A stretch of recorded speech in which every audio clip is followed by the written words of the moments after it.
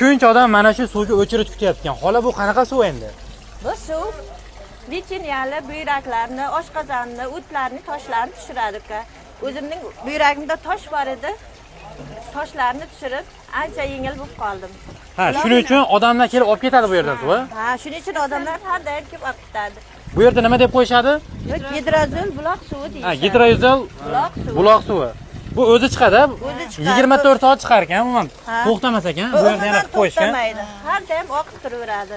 Mana shu yerda obodonlashtirilishiga sabab mana shu suv uchun kelishgan odamlar. Qoyil, Surxondaryoda qayeri?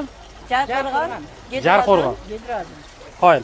Bilganlar bo'lsa kommentariyada yozib yuboringlar. Surxondaryoliklar bormi bu nachalarimiz orasida? Qadoqlab ham ishlab chiqarishar ekan. Bir kunda 200 ming tonnadan ortiq. Yo'q, 200 mingmi? 200 tonna. Ha, 200 ming deyapman. Astagfirulloh. Bo'ldi. O'sha sizlar ko'rgan gidrovuzel, ya'ni shifobaxsh suvini qadoqlab ishlab chiqarishar ekan. Yarim litrdan boshlab 19 litrgacha kunlik ob'yomi 200 tonna ekan. Kimda kim dillerligini olmoqchi bo'lsa, bemalol aloqaga chiqishlari mumkin. Manzil Surxondaryo, Jarqo'rg'onda joylashgan.